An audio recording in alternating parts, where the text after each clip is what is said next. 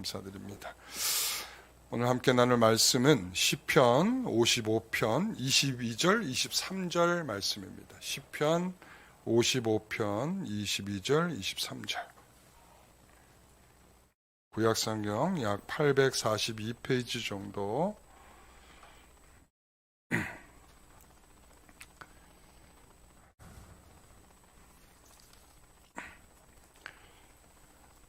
읽겠습니다.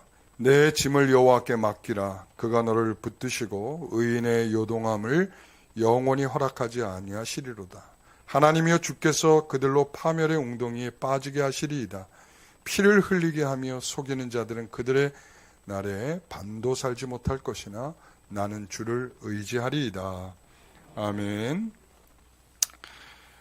모든 것을 하나님께 맡기라, 네 번째 시간이고요. 그리고 이제 그 하나님께 모든 것을 맡기라 했을 때의 마지막 결론에 해당되는 말씀입니다. 그 소주제는 내 짐을 여호와께 맡기라, 이것입니다. 우리가 그동안 살펴본 말씀들을 잠깐 살펴보면 잠언서 16장 3절의 말씀을 통해서 내 행사를 여호와께 맡기라 이랬습니다. 그리고 창세기 22장을 통해서 내가 가장 소중한 것을 하나님께 맡기라. 그 다음에 베드로전서 5장 7절을 통해서 너희의 염려를 다 주께 맡겨버려라, 이렇게 말씀을 드렸습니다. 맡긴다는 것은, 이제 오늘 결론이니까, 맡긴다는 것은 이런 말과 달리 표현해 줄 수 있는 것 같아요. 맡긴다와 동일한 표현은 신뢰한다. 하나님을 철저히 신뢰할 수 있어야 내가 가지고 있는 모든 것들을 하나님께 맡길 수 있는 것 같아요. 여러분, 하나님을 신뢰하십시오. 신뢰함이 여러분들에게 가지고 있는 모든 것들을 하나님께 맡길 수 있는 마음이 생기는 것입니다. 염려와 근심도, 너희의 행사도, 그리고 내가 가장 소중히 여기는 것도 하나님께 맡길 수 있게 되는 거죠. 오늘은 내 짐을 여호와께 맡기라 이랬습니다. 내 짐을. 누구나 부담스러운 짐을 가지고 있을 겁니다. 여러분들의 짐은 어떤 것입니까?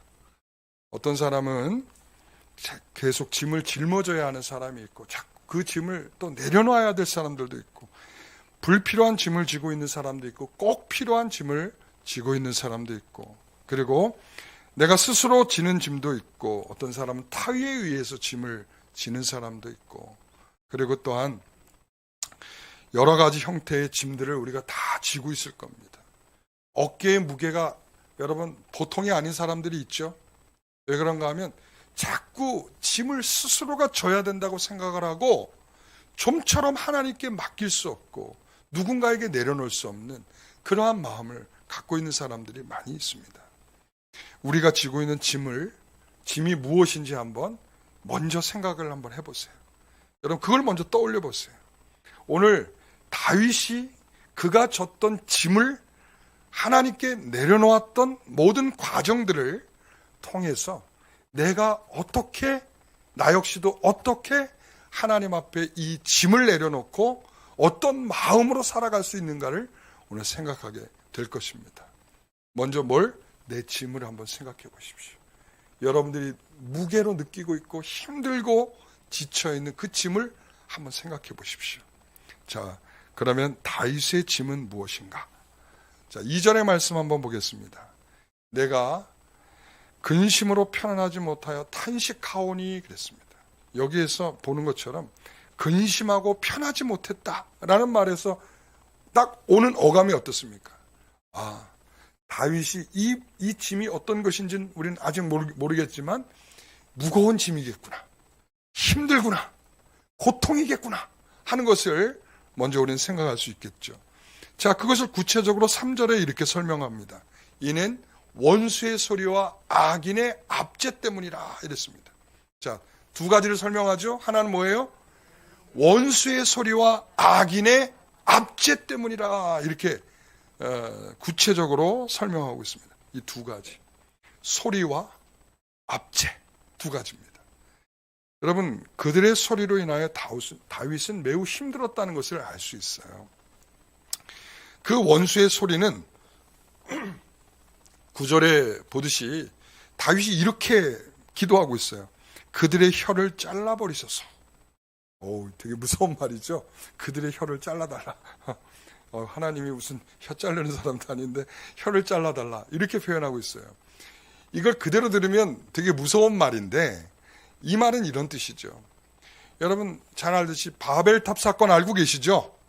바벨탑 사건 하나님께 도전하듯이 그 탑을 쌓아 올라갔던 그들을 기억하시죠? 그들이 그것이 가능했던 이유가 뭡니까? 여러분 그 탑을 많은 사람이 협력해서 쌓아 올릴 수 있었던 이유가 뭡니까? 언어가 서로 통했기 때문에 서로가 그 언어를 통해서 서로 이렇게 하자, 이렇게 하자, 이렇게 하자, 이렇게 쌓자, 저렇게 쌓자 서로 간에 말이 통하니까 그 일이 가능했다는 거예요. 그래서 하나님께서 그 일 이후에 그들에게 내리신 징벌은 언어를 흩으신 겁니다. 서로 뭐 할 수 없도록, 통할 수 없도록, 뭐 하는데 통했다는 거예요. 죄를 짓는데 통하는, 바로 그 말을 하는 거예요. 하나님, 그들이 말해서 서로 간에 통해서 이 죄를 짓고 나를 힘들게 하는 이 일이 멈춰질 수 있도록 해달라, 그런 말이죠. 여러분 21절을 보십시오. 구체적으로 이렇게 설명을 합니다. 그의 입은 우윳기름보다 미끄러우나 그의 마음은 전쟁이요. 그의 입은 얼마나 이게 도대체 어떤 표현일까요? 다른 사람에게 듣기에 너무 편안하고 좋은 말을 해주는 거예요. 그러나 그 마음속에 뭐가 있어요? 전쟁이요. 그리고 그 말은 기름보다 유하나 실상은 뽑힌 칼이로다. 뽑힌 칼이라는 게 뭐예요? 전쟁을 앞두고 이제 사람을 향하여 이 칼을 겨누면서 죽일 기세가 있다라는 거예요. 바로 말은 어때요? 말은 부드럽고 말은 편안하고 말은 좋은 말을 이야기하지만 실상으로 마음에 뭐가 있는 거야? 이 전쟁의 무기를 마음에 품고 있다는 거예요. 여러분, 이 겉으로 말하는 것과 속의 생각이 다른 사람들은 많은 사람들에게 불편함을 줍니다. 여러분도 그런 일 경험해 보신 적 있죠? 겉으로는 정말 편안하고 좋은 말을 막 해주는데 속으로는 다른 생각을 하고 있어. 이런 사람 상대하기가 제일 힘든 거예요. 목회하면서 어떤 사람이 제일 힘드냐고 물어보면 이런 사람이 힘듭니다 라고 얘기할 수밖에 없어요. 좀 투박해도 말은 상냥하지 못해도 오히려 그것이 진심인 사람들은 그래도 대하기가 좋아요. 왜? 그것이 전부니까. 때로는 그 투박함 때문에 마음이 상할 수는 있어요. 그렇지만 금방 저 사람은 저게 악의적으로 한 게 아니라 저 사람의 성격이니까 하면서 이해가 되는 부분들이 생겨요. 그러나 마음이 다른 사람은, 말하는 것과 마음이 다른 사람은 정말 어렵습니다. 여러분 그렇죠? 예. 다 경험해 본 사람들은 다 알아요. 예. 제가 말이죠, 우리 노회에서 어떤 목사님이 저한테 악수를 청하는데 어떻게 악수를 청하냐면 반갑습니다, 잘 지냈습니까 하면서 얼마나 큰 오버액션으로 악수를 청하는지요. 근데 그 사람의 마음에는 나를 향해 공격하려는 마음을 가득 갖고 있는 거예요. 그런데 겉으로는 어때요? 반갑다는 거예요. 하나도 안 반가운데 나는 이게 진정성이 안 느껴지니까 아무 말도 안 해요. 제가 좀 특징이 그래요. 저는 아무 말 안 합니다. 저는. 왜냐하면 진심이 아닌 걸 내가 그 속이 다 들여다 보이는데 거기다 대고 그래요, 반갑습니다, 잘 계셨죠, 이렇게 해야 진짜 고수인데 제가 고수는 안 되거든요. 좀 하수라서 말이 안 나와요. 거기다 반갑습니다 이 말이 안 나와. 그냥 입을 꾹 다물고 있어요. 여러분 그렇습니다. 여러분 가장 가까이 함께 기도하고 협력하고 교회를 함께 세워갈 사람이 그렇게 할 때 정말 힘들죠. 그렇죠. 우리가 구역에서 함께 해 나가야 될 사람이, 그리고 우리가 기관에서 함께 해 나가야 될 사람, 우리 성도 공동체를 이루고 있는 성도들이 함께 이뤄 나가야 될 사람이 이런 자세로 서로를 대한다면 굉장히 힘들 겁니다. 여러분 이런 게 항상 교회를 혼란케 만드는 이유입니다. 사회를 혼란케 하는 것도 바로 이런 말들 때문입니다. 사회를 혼란케 하는 것 중에 가장 위협적인 것 중에 하나가 뭐냐면 가짜 뉴스들이에요. 요즘에 너무 넘쳐나고 있어요. 그리고 선거 때 보면 정치판에 근거 없이 말을 막 쏟아내는 유권자들이 헷갈리게 만드는 말들이 있어요. 이거 정말 힘든 겁니다. 기업들은요, 우선적으로 이익을 위해서 경쟁업체에 루머를 만들어서 막 퍼뜨려요. 그러고 나면 자기가 독식하게 되는 그런 이익을 얻게 되는 경우들도 있죠. 우리 연예인들에게 보면 악성 댓글, 그것을 당해서 심지어 자신의 목숨을 끊는 그러한 일들도 있잖아요. 그러니까 이 말이라고 하는 것이 나는 아무렇게나 말하고 아니면 말지라고 할 수 있는 그런 것들이 실상으로는 어떤 사람은 죽음에 이르기까지 할 정도로 굉장히 괴롭히는 그런 일들이 될 수 있어요. 여러분, 바로 다윗이 겪고 있는 일이 바로 그런 거예요. 다윗이 겪고 있는 게. 이런 말들 때문에 이 성안이 너무 소란해지고 있는 거예요. 이것 때문에 서로의 이렇게 마음을 합한 당을 져서 다윗에게 공격할 수 있는 사람들이 점점 늘어나니까 성이 굉장히, 이 예루살렘 성이 굉장히 힘든 거예요. 9절을 보십시오. 성내에서 강포와 분쟁을 보았사오니. 10절, 그들이 주야로 성벽 위에 두루다니니 성중에는 죄악과 재난이 있으며. 11절, 악독이 그 중에 있고 압박과 속임수가 그 거리를 떠나지 아니하도다. 이렇게 이 성내에는 이렇게 말과 압제하는 이 그림들이 계속 그려지고 있는 거예요. 여러분, 말이라는 게 그렇잖아요. 얼마나 급하게 퍼져나갑니까? 그렇죠? 여러분, 절대 사람들하고 대화할 때 이런 식의 대화 방식 하지 마세요. 너만 알고 있어. 여러분, 너만 알고 있어 그럴 때 너만 알고 있는 경우는 한 번도 없더라고요. 예? 나중에 보면 다 알아. 다 알아. 여러분, 말이라는 게 이렇게 무섭게 퍼져나갑니다. 그러니까 이 성 안에 이 다윗에게 반대되는 이 말이 한번 퍼지기 시작하니까 다윗은 견딜 수 없는 상황이 되는 거예요. 여러분, 요즘에는 옛날에는 이 말로 전달되는 정도 수준이지만 요즘엔 그 정도 수준이 아니에요. 이제 10분, 20분이면 전 세계가 다 알아. 예? 스마트폰으로 한 번 올리면요, 전 세계 사람들이 다 알 정도로 그렇게 퍼져나가는 게 오늘날이에요. 자, 이렇게 되다 보니까 이 성 안에는 정의가 사라지고 자비도 없고 정직도 사라지고 악이 상식이 되는 세상이 돼버리고 말아요. 불의가 상식이 되는 거예요. 왜? 거짓이 난무하니까 아무리 다윗이 난 옳다고 말해도 이 불의적인 내용들이 계속적으로 다윗을 공격하게 되는 거죠. 여러분, 이렇게 말과 압제를 만드는 사람들이 누구일까요? 얘는 어떤 사람일 것 같아요? 옆나라 사람, 블레셋 사람? 블레셋 사람이 이 악한 말들을 막 퍼뜨려서 예루살렘을 소동케 만들었을까요? 누가 그랬을 것 같아요? 여러분, 만약에 우리 교회를 소란케 하는 누군가 있다면 여러분, 이 말들이 어디에서 생겨난 말일까요? 밖에서 저 옆에 있는 주한 장로교회에서 그랬을까요? 아닐걸요. 오늘 다윗이 뭐라고 12절부터 한번 읽어보세요. 이렇게 말합니다. 나를 절망하는 자는 원수가 아니라 원수일진데 내가 참았으리라. 나를 대하여 자기를 높이는 자는 13절, 나를 미워하는 자가 아니라 미워하는 자일진데 내가 그를 피하여 숨었으리라. 그래서 그는 곧 너로다. 자, 그는 곧 너로다. 나의 동료, 나의 친구요, 나의 가까운 친으로다.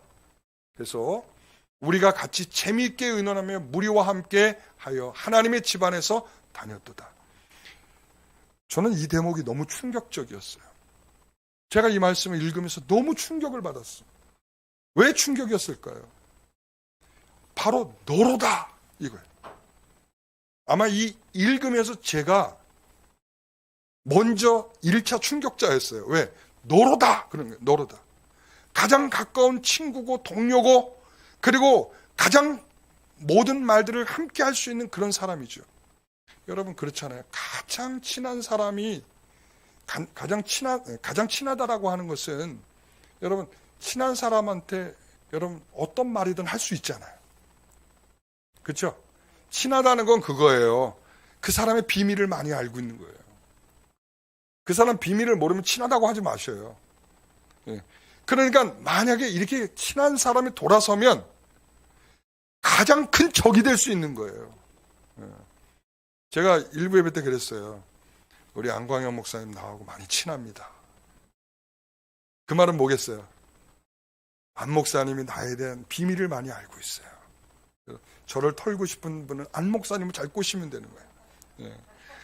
그러니까 안 목사님이 마음을 바꿔먹고 어느 날 갑자기 이 성도들한테 노 목사님은요 이렇게 시작하면 굉장히 어려워지는 거예요. 저는 바로 지금 다윗이 그런 상황을 겪고 있는 거예요. 가장 믿을 만한 사람, 자기와 목표와 방향이 같아서 자기와 으쌰으쌰하면서 함께 걸어가던 그 사람이 지금 자기에게 악의적인 말을 하고 있다는 거죠. 여러분, 이럴 때 얼마나 실망이 크겠어요. 내가 가장 믿을 만한 사람은 내가 이런 약점까지도 다 털어놓고 함께 위로를 받고 함께 생각하고 함께 걸어갔던 그 사람이 어느 날 갑자기 나에 대해서 그렇게 말한다. 여러분, 얼마나 충격적인 것이겠어요.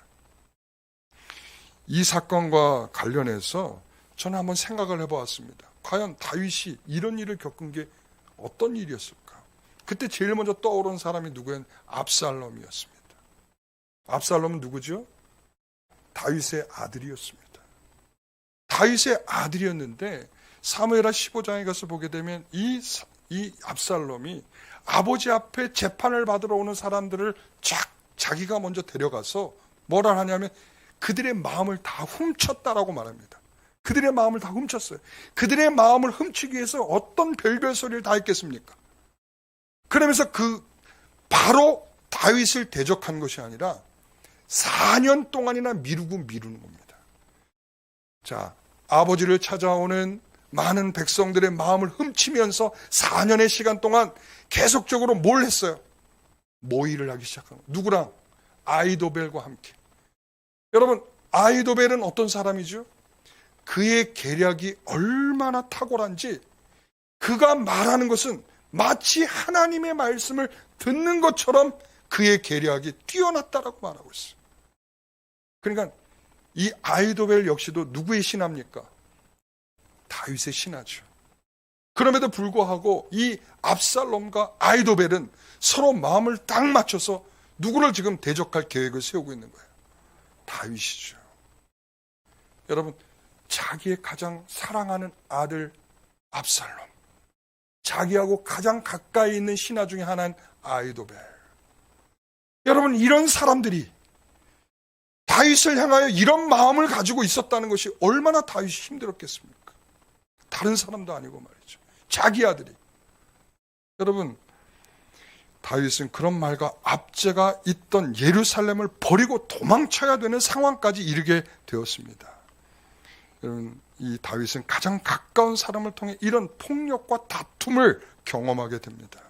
자, 그렇다면 그와 같은 일을 행할 이유가 무엇이, 가장 가까웠던 그런 사람들이 어떻게 이런 일을 행할 수 있게 되었을까? 19절 보십시오. 같이 읽어봅니다. 그들은 변하지 아니하며 하나님을 경외하지 아니함이니이다. 이랬습니다. 여러분, 하나님을 두려워하지 않기 때문에 이런 일을 했다는 거예요. 하나님을 경외하지 않기 때문에 이렇게 했다는 것이죠. 여기에서는 두 가지 자세가 나와요. 하나는 뭐냐면 사람에 대한 자세. 변하지 않는다. 변하지 않는다. 사람에 대해서 나타나는 자세는 변하지 않는다. 하나님에 대한 자세는 뭐냐면 하나님을 경외하지 않는다. 이 두 가지예요. 여러분, 이것을 결합을 시켜놨어요. 이 두 가지를. 하나님에 대한 자세와 사람에 대한 자세를 두 가지를 결합시켰어요. 이것이 다르지 않게 나타난다는, 하나님을 경외하지 않는 사람은 사람 앞에도 변하지 않는 자세가 나타나게 된다. 여러분, 하나님을 경외한다는 게 뭡니까? 하나님을 두려워한다는 것인데, 하나님을 경외한다는 것은 하나님이 어떤 분이신지를 알기 때문에 나타나는 두려움이에요. 그래서 하나님은 어떤 분이죠? 창조주시죠. 우리는 뭐예요? 피조물이죠. 하나님은 영원을 사시는 분이지만 우리는 기꺼이 살아야 100년을 사는 사람. 우리는 지금 땅을 밟고 있는 이 공간에는 있을 수 없는 사람이에요. 그러나 하나님은 세상 모든 곳에 편재하고 계시는 분, 안 계신 곳이 없는 하나님이시죠. 이런 존재 방식을 우리는 이해할 수가 없어요. 왜? 우리는 우리가 가진 제한적인 조건 때문에 그 하나님이 어떤 하나님인지를 우리는 차마 상상할 수 없을 만큼의 크고 위대하신 하나님이시죠. 그러니까 그 하나님 앞에 우리는 당연히 어떤 자세예요? 두려움이죠. 겸손해지는 거죠. 자세를 고쳐 바꾸는 거죠. 여러분, 이 다윗 왕은 하나님의 통치를 대리적으로 감당하는 대리적인 통치자예요. 다시 말하면 하나님은 보이지 않지만 그 보이지 않는 하나님을 대신하여 그 통치를 대신하는 역할을 누가 한다고요? 왕이 하고 있는 거란 말이에요. 그러면 지금 왕을 대하는 태도는 사람을 대하는 태도로 하는 것이 아니라 어떤 태도여야 돼요? 하나님을 대하는 태도여야 돼요. 그러니까 지금 변하지 않고 그 마음에 꿈틀거리고 있는 욕망들을 통해서 저 다윗 왕 아버지를 넘어뜨리고 내가 왕이 되어야 되겠다는 이 생각이 4년 동안 변하지 않고 계속적으로 지속될 수밖에 없는 이유는 뭐죠? 하나님을 두려워하지 않기 때문이라는 거예요. 우리의 행동들이 계속적으로 하나님 앞에 나타나는 자세들이 우리는 그렇잖아요. 우리 보이지 않는 하나님에 대해서 우리의 마음들이 바뀌지 않고 계속적으로 우리의 행동과 우리의 자세가 사람 앞에 나타나는 것은 하나님에 대한 두려움이 없기 때문이라 이런 말이죠. 여러분, 그런 거예요. 이게 단순히 우리가 단순한 행동이 아니에요. 그래서 여러분, 그들이 이러한 모습으로 계속적으로 다윗에게 말과 압제를 통하여 이 예루살렘 성을 흔들어 놓고 요동쳐서 결과적으로는 어려움으로 도망칠 수밖에 없는 상황에 이르기까지 만들게 됐다. 다윗은 바로 그것이 내게 무거운 짐이었다. 이렇게 설명하고 있는 것입니다. 두 번째는 다윗이 그 짐을 질 때 어떠했을까? 이거죠. 여러분, 여기서 여러분들 이제 두 번째 생각해야 될 게 그겁니다. 여러분의 짐이 무엇이었습니까? 첫 번째 생각하라고 그랬죠? 두 번째 생각하는 겁니다. 뭡니까? 내가 그 짐을 지고 있을 때 나는 어떤 마음으로 그 짐을 지고 있었을까? 여러분, 이걸 생각하는 겁니다. 자, 다윗 이렇게 짐을 졌습니다. 첫 번째 2절을 보십시오. 내가 근심으로 편하지 못하여 탄식하오니 이랬습니다. 여기에서 근심이라고 하는 단어는 이 걱정하다 이런 뜻이 아니라 불평하다 이런 뜻입니다. 뭐라고요? 불평했다. 다윗은 지금 기도하는데 그냥 기도가 아니라 불평이 가득한 거야. 왜? 하나님, 어떻게 이렇게 가까운 사람마저도 내게 이렇게 할 수 있습니까? 죽을 것 같습니다. 하나님. 그의 마음속에 이 짐을 지는 마음의 첫 번째는 힘든 거예요. 왜 하필이면 하나님, 내가 저 옆에 블레셋 사람이 그렇게 했다면 내가 참고 견디겠습니다. 그런데 내 아들이지 않습니까? 이 내 아들이 나를 향하여 칼을 겨눌 이 위기가 저는 너무 무거운 짐입니다. 괴롭다는 것입니다. 또한 편하지 못하여 이랬습니다. 편하지 못한다는 것은 가만히 있을 수 없다는 것입니다. 얼마나 힘들었는지를 보여주는 거죠. 그러면서 그것이 이 힘든 것이 불평 가득히 나왔다는 것입니다. 두 번째는 5절 말씀을 보겠습니다. 두려움과 떨림이 내게 이르고 공포가 나를 덮었도다. 불평이 지나니까 그 다음에 그것이 두려움과 떨림이 돼서 공포감이 막 몰아치는 거예요. 4절을 보십시오. 내 마음이 아파하며 이랬습니다. 다윗은 몸이 뒤틀릴 것 같은 마음이 드는 거예요. 여러분, 가장 힘들 때 어떻게 표현한다고 그랬죠? 가장 힘들 때 무엇을 비유하여 표현한다고 그랬죠? 장기가 꼬이고 뒤틀립니다. 이럴 때에 그 사람은 정말 지금 힘든 고통 속에 있다는 것을 표현해 주는 거란 말이죠. 그때 마음이 뒤틀려 버렸다. 마음이 아팠다라는 것은 뭐냐? 지금 자기의 장기가 뒤틀렸다는 것과 똑같은 표현인 거예요. 지금 얼마나 힘들고 얼마나 떨리고 얼마나 두렵고 얼마나 공포감이 지금 자기에게 밀려오는지를 보여주고 있는 거예요. 내적인 공포, 그리고 밖으로부터 오는 공포, 이 공포가 그를 두렵고 떨게 만들고 있습니다. 세 번째는 뭐냐면 8절. 내가 나의 피난처로 속히 가서 폭풍과 광풍을 피하리라 이랬습니다. 그래서 그가 택한 게 이 공포가 몰려오면서 그가 택한 방식은 뭐냐면 피하는 거예요. 여러분, 우리가 항상 많이 쓰는 방식이죠. 내가 피하고 말지. 똥이 무서워서 피하냐? 더러워서 피하지. 그러면서 그 다음서부터 우리는 관계를 다 끊어버리죠. 내가 이제 더 이상 내가 말하지 않는다. 내가 너하고 다시 말하면 내가 뭐다. 이러는 거죠. 여러분, 그게 우리가 많이 쓰는 방식인데, 다윗도 그랬어요. 피하고 말지. 도망치는 거예요.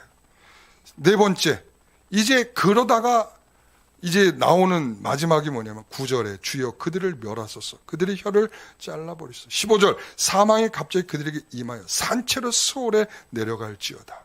여러분, 얼마나 분노가 가득 찼는지 지금 다윗은 그걸 향하여 이렇게 외치는 거예요. 혀를 잘라버리소서.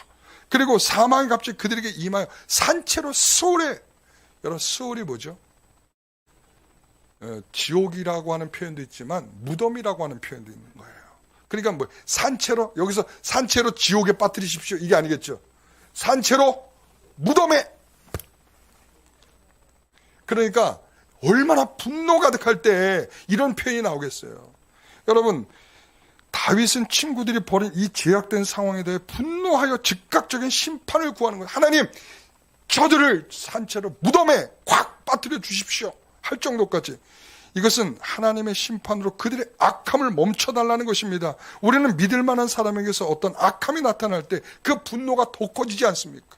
내가 너를 그렇게 믿었는데 네가 어떻게 이럴 수 있느냐, 이런 거죠. 여러분, 이런 분노가 당한 것은 어떻게 당연한 것은 아닙니다. 여러분, 이 분노 속에서 여러분 정신 차리셔야 됩니다. 왜냐하면 이 선으로 악을 이길 힘이 그리스도인들에게 필요한 것입니다. 악을 악으로 갚는 거, 이거는 불신자들도 다 할 수 있는 겁니다. 우리는 악을 무엇으로 갚는다? 선으로 갚는 것에, 그걸 자꾸 훈련을 하셔야 됩니다. 분노가 올라오는 거 모두 다 공통적인 마음. 저도 그렇습니다. 분노가 올라옵니다. 그러나 이것이 끝이면 안 됩니다. 분노로서 모든 것을 폭발해버리고 분노로서 너하고 나하고 끝장내자, 이걸로 가면 안 된다는 말씀이죠. 여러분, 사랑은 허다한 허물을 뭐 한다고 그랬죠? 그렇죠. 할렐루야. 그렇습니다. 여러분, 사랑은 허다한 허물도 덮게 되어 있는 것입니다. 네가 정말 나한테 악의적으로 했지만 그 악의적임을 무엇으로? 사랑으로. 저는 이렇게 생각해요. 교회는 사랑과 정의가 다 있어야 됩니다. 우리가 소선서를 보면 두 가지 핵심적인 단어가 나오잖아요. 하나는 사랑이고 하나는 공의입니다. 공의도 있어야 되고 사랑도 있어야 됩니다. 그런데 교회에서는 공의를 너무 강조하면 교회는 깨지게 돼 있습니다. 분노의 끝은 뭐냐면 누가 정의인가를 확인해보자, 이거거든요. 누가 정의, 누가 옳은지 그른지를 확인하자, 여기로 가게 돼 있어요. 그래서 목소리를 높여서 끝까지 싸우는 이유, 누가 옳은지를 보자, 이거거든요. 여러분, 이게 가져오는 끝은 파멸입니다. 서로 다 파멸하는 것입니다. 여러분, 이렇게 목소리를 내다가 교회들이 깨지는 경우들이 많아요. 누가 옳은지 한번 볼까? 여러분, 누가 옳은지 볼까? 여러분, 절대 누가 옳은지 보면 결국은 끝나는 거예요. 누가 옳은지를 보는 게 아니라, 그럴 때 뭐냐, 그래, 우리가 좀 더 사랑하는 마음으로 좀 더 감싸주자. 여러분, 이래야 교회가 교회다워지는 거예요. 교회는 법정도, 누가 옳은지를 드러내야 될 장소가 아니라, 여러분, 진리일 경우는 얘기가 달라집니다. 진리는 목숨을 걸고라도 우리가 막아야 될 일이지만, 진리가 아닌 그런 경우에는 우리가 좀 더 사랑으로 덮고 감싸려고 애를 쓰는 게 우리가 가져야 될 바른 자세라고 저는 믿습니다. 불평하고 피하고 분노하는 것을 해결책처럼 여깁니다. 내가 이렇게 분노하면, 내가 이렇게 정의를 외치면, 내가 이렇게 하자고 하면 그 결과가 오는 것처럼 여기지만, 여러분, 문제가 그렇게 해결되는 법은 없다는 것도 우리는 아셔야 될 것입니다. 그래서 다윗이 생각한 게 뭐냐면, 그 모든 것을, 그 모든 짐을 어떻게 하자? 여호와께 맡기자. 할렐루야. 여러분, 다윗도 분노했습니다. 그러나 분노한 것으로 끝나지 않았습니다. 그 분노했던 모든 마음을 가지고 그 무거운 짐을, 이 압살롬 내 아들, 그리고 내 신하 아이도벨, 그 모든 짐을 가지고 하나님께 뭐 하자고? 맡기자. 그래서 그 사건에서 보면 다윗이 저놈들 죽여라 그러던가요? 아니었어요. 압살롬 죽이지 마라. 죽이지 마라. 여러분, 제가 이 표현이 바로 하나님께 맡겼다라는 의미로 전 이해가 됩니다. 하나님께 맡겼다. 여러분, 분노가 쳐 올라오면 그가 할 수 있는 건 뭐냐면 저를 처참하게 판단해서 죽이라는 것이 결과일 수 있습니다. 분노의 끝입니다. 그러나 그는 아니다. 살려둬라. 여러분, 그래서 16절 18절을 보십시오. 여기서 보면 핵심적으로 뭐냐면 나를 구원하신다라는 거예요. 22절을 보십시오. 너를 붙드시고 의인의 요동함을 허락하지 아니하시리로다. 나를 구원하신다는 거예요. 자, 구원할 자가 누구시라고? 하나님이라는 것입니다. 두 번째는 17절. 내가 근심하여 탄식하리니 여호와께서 내 소리를 들으시리로다. 하나님이 내 소리를 들으신다. 19절. 옛부터 계시는 하나님이 들으시고 그들을 낮추시리다. 하나님께서 내 소리를 들으신다는. 여러분들이 기도하는 그 기도를 하나님이 들으신다는 사실이에요. 너무나 우리의 감각이 모자라다 보니까 하나님이 듣는지 안 듣는지를 몰라. 우리는 그래서 어려운 거예요. 그런데 여러분, 맡겼다는 건 들으신다는 확신이 우리에게 드는 거예요. 그래서 세 번째는 23절. 하나님의 주께서 그들로 파멸의 웅덩이에 빠지게 하시리이다. 이 말은 뭐 하나님께서 합당한 판단을 하실 것을 저는 믿습니다. 이겁니다. 그 판단의 모든 결과를 누구에게 맡기는 거예요? 하나님께 맡기는 거예요. 내가 분노로서 결과를 내겠다는 것이 아니라 하나님이 결과를 내시도록 하나님께 다 맡기는 겁니다. 그의 끝은 무엇입니까? 여러분, 그래서 이 짐이라고 하는 것을 다시 한번 해석이 필요한 거예요. 이제 결론입니다. 이 결론에 갈 때 이 짐이라는 것을 다시 해석하지 않으면 미궁에 빠지게 되어 있어요. 짐이 뭐냐? 짐이라고 하는 것은 영어로 많이 burden이라고 번역을 합니다. 그게 뭐냐면 짐, 그냥 짐, 부담, 이런 짐이나 부담 이런 것으로 많이 해석됩니다. 그러나 저는 좀 더 다른 해석이 필요하다고 생각합니다. 이것은 뭐냐? 주어진 것, 이렇게 해석이 필요합니다. 자, 뭐라고요? 주어진 것. 그래서 성경에서는 목이라고 하는 것으로 번역이 되는데, 목 뭐냐면 분깃. 여호와는 나의 분깃이라. 하나님은 내 몫이라는 거예요. 하나님은 내 몫을 챙겨주시는 하나님이라, 이런 거죠. 그러니까 이 짐이라고 하는 것은 단순히 우리가 나 고통스러운 모든 게 내 짐이야, 빨리 벗어버리고 싶어, 우리가 이런 생각을 하게 돼 있지만, 하나님께서 우리에게 주시는 이 짐은 하나님께서 주신 짐이라는 거예요. 뭘 위해서 이 짐을 주셨을까요? 여러분, 무엇 때문에 이 짐을 주었을까요? 고생하다, 너 평생 고생하다, 너 그렇게 살다가 그렇게 죽어라. 하나님 우리에게 그런 마음을 주신 것일까요? 인생이 고생하는 것은 하나님의 뜻이 아니에요. 우리를 고생시키려는 것은 하나님의 목적이 없어요. 하나님의 목적은 뭐예요? 자, 마지막 23절에서 뭐라고 하는지 보십시오. 자, 나는 주를 의지하리이다. 할렐루야. 이게 하나님의 목적. 하나님은 다윗이 이 하나님이 주어진 몫에 이 짐을 지고 그가 끙끙 앓고 불평하고 분노까지 쳐 밀려 올라오지만 이것을 가지고 끝내는 것이 아니라 하나님은 나의 구원이시다. 하나님은 내 기도하는 소리를 듣고 계시다. 하나님께서 모든 판단의 결과를 주실 것이다.